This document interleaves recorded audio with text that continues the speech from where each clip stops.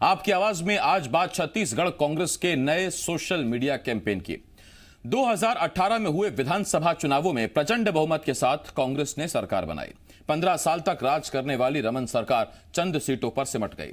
नई सरकार को काम करते हुए 1.5 साल का वक्त गुजर गया है, मगर अभी भी छत्तीसगढ़ कांग्रेस रमन सरकार को ही कोस रही है। सोशल मीडिया पर कांग्रेस ने एक नया कैंपेन चलाया है। इसका नाम दिया गया है घोटालेबाज रहिस रमन, यानी रमन घोटालेबाज रहे हैं। एक तरफ जहां कांग्रेस पिछली सरकार को अब तक कोस रही है, तो वहीं दूसरी तरफ बीजेपी ने कांग्रेस और सरकार को निशाने पर ले लिया है। बीजेपी का यह कहना है कि दरअसल अपनी जवाबदारी से बचने के लिए ही इस तरह की चीजें की जा रही हैं। कई सवाल हैं जिनके जवाब जानने की कोशिश करेंगे। एक खास पैनल भी हमारे साथ जुड़ेगा, तो आइए शुरू करते हैं आपकी आवाज। छत्तीसगढ़ कांग्रेस ने सोशल मीडिया पर पूर्व सीएम डॉक्टर रमन सिंह के खिलाफ नया कैंपेन शुरू किया है। इस कैंपेन को नाम दिया गया है घोटालेबाज रहिस रमन। सोशल मीडिया पर चल रहे इस अभियान के तहत कांग्रेस पूर्व सीएम रमन सिंह और पिछली बीजेपी सरकार पर निशाना साध रही है। कांग्रेस ने इस कैंपेन के जरिए डॉक्टर रमन सिंह से 25 सवाल भी पूछे हैं। कैंपेन चलाने वाले नेताओं का आरोप है कि बीजेपी मौजूदा बघेल सरकार पर तो तमाम तरह के आरोप लगा रही है, लेकिन 15 साल तक अपनी पार्टी की सरकार और डॉक्टर रमन सिंह के किए घोटाले बीजेपी को नजर नहीं आते। वहीं बीजेपी का कहना है कि कांग्रेस सरकार अपनी नाकामियों को छिपाने की कोशिश कर रही है। कांग्रेस नेता अभी भी पिछली सरकार के कामकाज को उल्टे चश्मे से ही देख रहे हैं।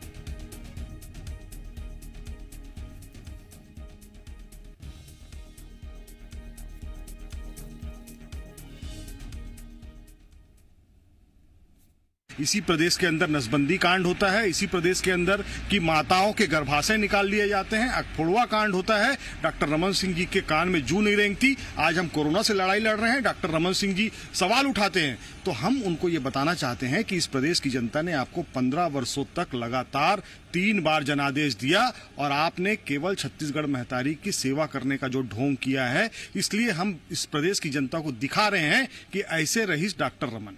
तो सरकार की क्या तारीफ करें, और अगर करें तो माननीय भूपेश बघेल जी की करें कि टीएस बाबा की करें। इसमें उलझे हैं तो चलो वही काम करते हैं जो 15 सालों से कर रहे हैं। कांग्रेस के पास अपना बताने के लिए कुछ नहीं है। निश्चित रूप से जो डॉक्टर रमन के कार्य हैं उसका ये उल्टा चश्मा आज भी देख रहे हैं, क्योंकि इनका सीधा चश्मा आज तक इन्हें दिखाई पड़ा ही नहीं इनकी सरकार में।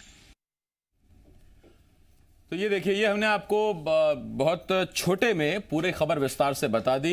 बीजेपी कांग्रेस का रिएक्शन भी बता दिया। इस वक्त खास मेहमान हमारे साथ जुड़ रहे हैं। हमारे साथ बीजेपी की तरफ से पूर्व विधायक नवीन मार्कंडेय जी, कांग्रेस की तरफ से प्रवक्ता आरपी सिंह जी हमें ज्वाइन कर रहे हैं। इसके साथ साथ मेरे सहयोगी देवेश हमारे साथ जुड़ रहे हैं। मैं आप तीनों का बहुत बहुत स्वागत करता हूं। सबसे पहला सवाल आरपी सिंह जी आपसे।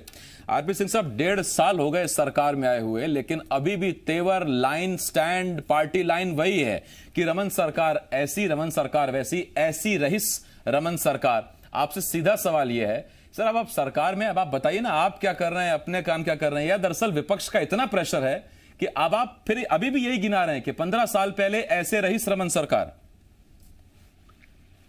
देखिए आसिफ भाई, 6 साल से मोदी जी केंद्र की सरकार में बैठे हुए हैं जी। क्या करते हैं? 70 साल का हिसाब। 1964 में पैदा हुए अमित शाह को 1962 के हिसाब चाहिए, तो हमने कौन सा अपराध कर दिया? जोगी जी यहाँ 3 साल मुख्यमंत्री थे, उनके 3 वर्षों के कार्यकाल का गाना भारतीय जनता पार्टी का मित्र 15 वर्ष तक गाते रहे। तो हमारी सरकार को मात्र 19 महीने हुए हैं, और एक ऐसी पार्टी जो ये दावा करती है कि उसके इस राज्य में आसिफ भाई 56 लाख सक्रिय सदस्य हैं। 56 लाख, मैं नहीं कहता, वो कहते हैं। और एक ट्रेंड चलाने की कोशिश करती है ट्विटर पर कि बने रहिस रमन सिंह। मुझे बताते हुए बहुत दुख होता है कि 2.25 करोड़ की आबादी और 56 लाख प्राथमिक सदस्य वाली पार्टी के ट्विटर की जब शाम को हमारा आईटी सेल एनालिटिकल रिपोर्ट निकालता है, तो उसमें यह पाता है कि 60 लोग बैठ के ट्वीट कर रहे थे और सब मिलाकर 100 ट्वीट हुए शाम तक। ये बताता है कि रमन सिंह कितने बने थे। 56 लाख लोगों में से 60 लोग ट्वीट करते हैं और 100 ट्वीट उनके फेवर में जाता है। और ये बात सच है कि रमन सिंह थे, बने रहीस, रमन सिंह इतिहास बन गए हैं। अब वर्तमान में रमन सिंह का कोई अस्तित्व बचा नहीं है राजनीतिक। और आसिफ भाई, सोचने की बात यह है कि रमन सिंह बने रहीस, ये हमारी सरकार के 1.5 साल बाद बताने की जरूरत क्यों पड़ती है? जब रमन सिंह के सामने अजय चंद्राकर जैसे लोग चुनौती बनकर खड़े होते हैं, ब्रिजमोहन जैसे लोग चुनौती बनकर खड़े होते हैं, बहन सरोज पांडे जैसे लोग चुनौती बनकर खड़े होते हैं, धर्मलाल कौशिक जैसे लोग चुनौती बनकर खड़े होते हैं, और विष्णुदेव साय तीसरी बार अध्यक्ष बनकर चुनौती के रूप में सामने खड़े हो जाते हैं, तब वो इन लोगों को बताना चाहते हैं कि भाई आप लोग अच्छे नहीं हैं। बने कौन था? रमन सिंह थे। ये अलग बात, उनके साथ अब कोई नहीं है। वो ऐसी टीम के कप्तान है जहां सिर्फ कप्तान है, खिलाड़ी नहीं है। सारे खिलाड़ी अलग अलग रास्तों पर भाग गए। इस पर आरपी सिंह जी, मेरा आपसे एक सवाल और भी है। ठीक सर, अब आप सरकार में हैं, अभी भी आप पुरानी सरकार को कोस रहे हैं। मैंने ये सवाल पूछा, आपने जवाब दिया। इसके साथ एक सवाल और उठ खड़ा होता है, वो ये जो 25 सवाल आपने रमन सरकार के दौर के पूछे हैं, आपने बीजेपी से पूछे हैं, उसमें आपने कई घोटाले के भी आरोप लगाए। मैं आपसे ये पूछता हूं सर, अब आप उस पोजीशन पर हैं, अब आप उस जगह हैं जहां आप जांच कराकर, रिपोर्ट सामने रखकर, तथ्यों के साथ उस सरकार को घोटालेबाज बता सकते हैं, रमन सिंह को घोटालेबाज बता सकते हैं, आप बता सकते हैं। लेकिन अभी भी अगर आरोपों पर ही सर आप जनता का ध्यान आकर्षित करने की कोशिश करेंगे तो फिर सरकार में रहने का कुछ तो लाभ होना चाहिए। इन 1.5 सालों में किसी एक मामले में आप जांच रिपोर्ट ले आए हो, फाइनल रिपोर्ट आ गई हो, तो आप उसका जिक्र करें सर। देखिए आसिफ भाई, सवाल का जवाब कभी सवाल नहीं होता, लेकिन फिर भी एक सवाल मैं आपसे पूछ लेता हूं कि 6 वर्षों तक मोदी जी केंद्र की सरकार में हैं, उन्हें यूपीए सरकार के तमाम घोटाले नजर आते थे। क्या 6 वर्षों में एक भी घोटाला उजागर कर सके, इस्टेब्लिश कर सके? दरअसल होता क्या है आसिफ भाई, हमारे देश की न्यायिक प्रणाली इतनी लचर है, वो इतनी सुस्त है कि समय बहुत लगता है और कई बार एक सरकार का कार्यकाल भी समाप्त हो जाता है। मैं आपको उदाहरण देता हूं। हमारी सरकार में है, जैसे ही रमन सिंह के पुत्र और दामाद की जांच शुरू करानी, जैसी प्रक्रिया आगे बढ़ी, देखो आप, बदलापुर। अरे भाई, जांच आगे बढ़ी, बदलापुर हो गया। भूपेश बघेल जी को आपने 4 दिन जेल में रखा, वो बदलापुर नहीं था। उनके पूरे परिवार को आपने उठाकर थाने में बिठा दिया हुआ, वो बदलापुर नहीं था। आज मेरे ऐसे छोटे कार्यकर्ता के खिलाफ 1 दर्जन से ज्यादा मामले दर्ज हैं, क्या वो बदलापुर नहीं है?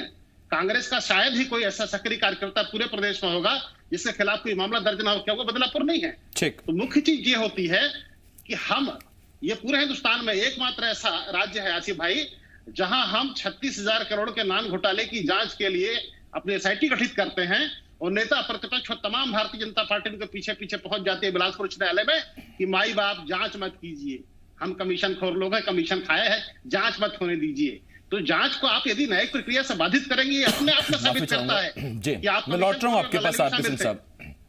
आरपी सिंह जी, मैं लौट रहा हूं आपके पास। देवेश, आपके पास आ रहा हूं। देवेश, क्या वाकई सरकार को इस बात की चिंता होनी चाहिए कि विपक्ष बदलापुर कहकर अपने खिलाफ हो रही जांच या आरोपों पर जांच कि अगर विपक्ष दुहाई दे तो सरकार फिर उसमें रुक जाए या रुक जाना चाहिए, ये सुनकर कि विपक्ष बदलापुर कह रहा है? क्योंकि कम से कम पिछली सरकार में तो जांचें हुई भी, उसमें फिर जो कार्रवाई होनी थी वो कार्रवाई भी हुई। इस बार सरकार क्योंकि अब कांग्रेस की है तो जनता भी यही उम्मीद करती है कि आरोप लगाने से बेहतर आप जांच रिपोर्ट तैयार करें, जांच समिति अपनी रिपोर्ट तैयार करे और फिर उस पर कार्रवाई हो, तो शायद ज्यादा बेहतर हो। देखिए, सियासत में मंजर कैसे कैसे निकले, तुम भी बिल्कुल उनके जैसे निकले। आरपी सिंह जो बोल रहे थे उस पर ये लाइन सटीक बैठती है, क्योंकि वो लगातार बता रहे हैं कि जब भी बीजेपी की सरकार से सवाल पूछा जाता था कि आपकी सरकार में क्या हो रहा है, तो वो कहते थे 60 साल तक आप क्या कर रहे थे, 60 साल तक क्यों नहीं पूछा? तो वही काम अब कांग्रेस कर रही है। कांग्रेस सरकार में आ गई है, कांग्रेस बीजेपी से पूछ रही है कि 15 साल तक आप क्या करते रहे। बीजेपी कहती है अस्पताल में डॉक्टर नहीं है, तो कांग्रेस पूछ रही है कि अस्पताल में डॉक्टर 15 साल तक क्यों नहीं भरे, हमको 1.5 साल ही हुआ है। तो सियासत में टोपी ट्रांसफर से कहा जाता है कि अपनी टोपी पर जो बात आ जाए उसे दूसरे की टोपी पर डाल दीजिए और तत्कालीन तौर पर, फौरी तौर पर उससे राहत पा लीजिए। रहा सवाल प्रदेश में जांच का, तो एंटी करप्शन ब्यूरो उस पूरे मामले की जांच कर रहा है। उसमें जो है लगातार 2 अधिकारी बदले जा चुके हैं, तीसरे अधिकारी उसके प्रमुख बनाए जा चुके हैं 1.5 साल में। यानी एक अधिकारी काम करने के लिए 6 माह का वक्त मिल रहा है। वो सरकार को पता होगा बेहतर कि क्या वजह है कि अधिकारियों को तबादला किया जाता है। खासतौर पर एंटी करप्शन ब्यूरो, जो कि आपके 15 साल तक लगाए जाने वाले आरोप का आधार केंद्र है, जहां से सब जांचें चल रही हैं, वही के अधिकारी बार बार बदले जा रहे हैं। हो सकता है कि उनकी निष्ठा पुरानी सरकार के प्रति ज्यादा हो, इसलिए शायद सरकार को बदलना पड़ जाता है। तो अब लेकिन कांग्रेस सरकार के सामने अवसर यह है कि जितने घोटाले की बात आरोप में अलग अलग माध्यमों से उन्होंने की थी, भले ही बीजेपी कोर्ट जा रही है, धर्मलाल कौशिक कोर्ट जा रहे हैं कि नान घोटाले में जो उस समय के एसीबी चीफ थे मुकेश गुप्ता, उन्होंने कहा था कि उसमें ऐसे ऐसे लोगों का नाम है कि हम उस दायरे तक नहीं जा सकते। और एक्सेल सीट में उस समय के सीएम मैडम का नाम था, तमाम लोगों का नाम था। तो उस समय के अधिकारी ने कहा भी था कि हम उस दायरे में नहीं जा सकते। कांग्रेस ने उसी को मुद्दा बनाया था। अब कांग्रेस उसी की जांच कर रही है। तो कोर्ट अगर बीजेपी गई है तो ऐसे मजबूत तथ्य कोर्ट में रखे जाएं कि न्यायाधीश को भी लगे कि जांच होनी चाहिए, तब आपको यह कहते बनेगा कि आप सही मायने में जांच कर रहे हैं और आप 15 साल के घोटालों पे जनता को न्याय दिलाना चाहते हैं। देवेश, मैं लौट रहा हूं आपके पास। नवीन जी, आपके पास आ रहा हूं। नवीन जी, एक बात तो तय है, देखिए जैसा देवेश भाई ने जो भी शेर पढ़ा, मुझे ठीक से याद नहीं हुआ लेकिन बड़ा अच्छा लगा, और वो आप पर भी उतना ही लागू होता है जितना आरपी सिंह जी पर लागू होता है। आपसे भी कुछ सवाल पूछे तो आप भी, अब तो स्वर्गीय अजीत जोगी जी नहीं रहे हमारे बीच, लेकिन जब 15 साल में आपसे कुछ पूछे तो 3 साल में आप भी कहते थे कि पूरे प्रदेश का बंटाधार कर दिया था पहली सरकार ने, अजीत जोगी की सरकार ने। आपको तो 15 साल का मौका मिला साहब।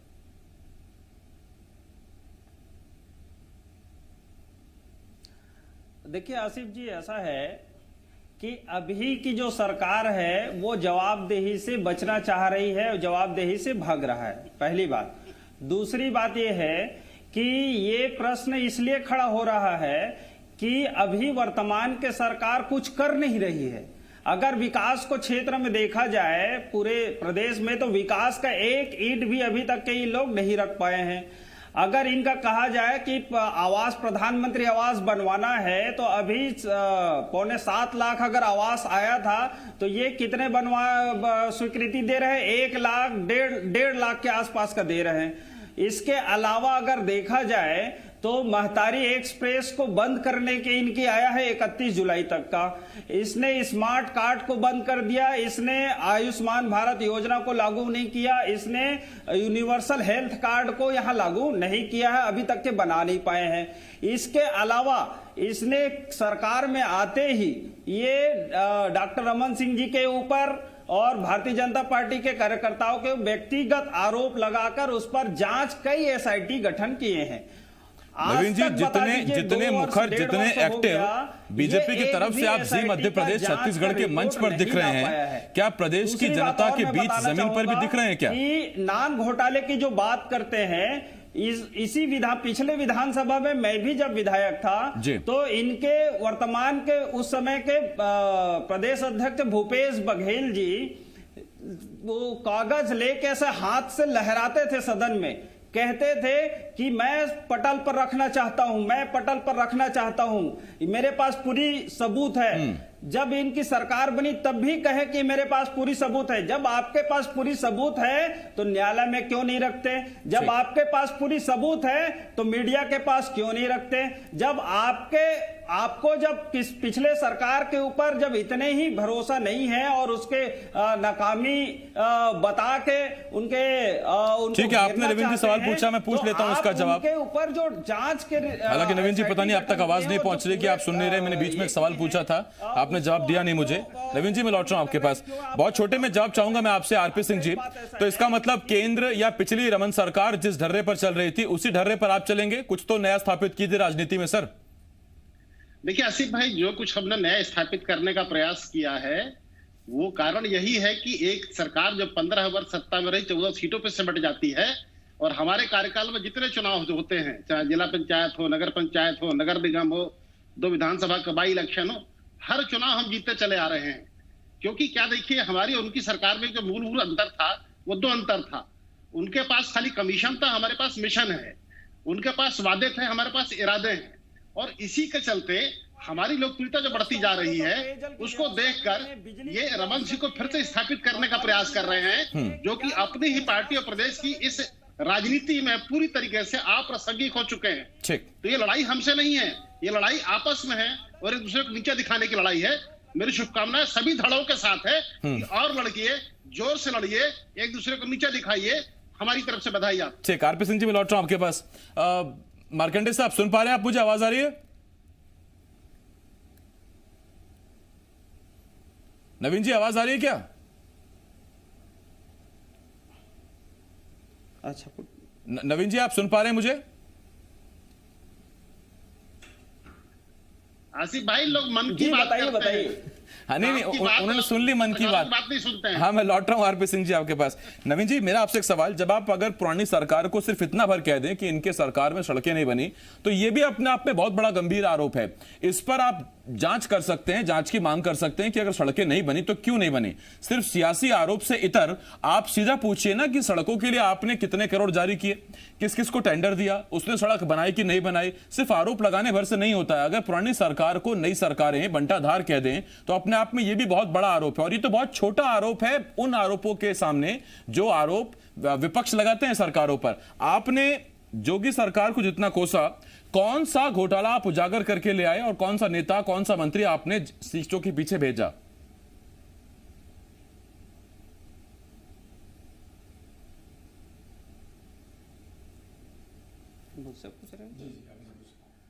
देखिए, ऐसा है कि घोटाले में कई इनके जो है नेता जो है जेल में रहे हैं, कई इनके अधिकारी, उस समय के अधिकारी जेल में रहे हैं। इनके यहाँ उस समय की बात केवल जोगी जी के की बातें नहीं थी, नहीं, कोई किसी बड़े मंत्री, किसी बड़े इंजीनियर का नाम याद आ रहा है आपको नवीन जी? दिग्विजय सिंह जी के जब कार्यकाल चल रहा था उस समय भी आपको बता दें कि उस समय यहाँ छत्तीसगढ़ और मध्य प्रदेश में परिवहन, राज्य परिवहन विकास निगम की जो हालत कितनी खस्ता थी, उस समय सड़कें नहीं हुआ करता था। और इनके जो देखिए, देवेश ने जो शेर पढ़ा था फिर वो लौट आया है। आरपी सिंह जी ने कहा था कि 64 के अमित शाह 62 का सवाल पूछते हैं। नवीन जी अब छत्तीसगढ़ से पहले का सवाल पूछ रहे हैं। आरपी सिंह जी से मैंने पूछा तो वो भी रमन सरकार को कोस रहे हैं और वो बता रहे हैं कि केंद्र सरकार भी सवाल पूछती है। ऐसे में सवालों का जवाब मिलना थोड़ा सा मुश्किल तो है। खैर, हमारी कोशिश लगातार जारी रहेगी पूरी ईमानदारी के साथ। बहुत शुक्रिया आरपी सिंह जी, नवीन जी और देवेश जी, आपका भी बहुत बहुत शुक्रिया। देवेश मेरे सहयोगी हमारे साथ रायपुर से, इसके साथ साथ नवीन जी और आरपी सिंह जी भी हमारे साथ रायपुर से जुड़े हुए थे। एक छोटे से ब्रेक के लिए रुकना होगा, ब्रेक के बाद भी तमाम बड़ी खबरें बहुत जल्द लौट रहे हैं।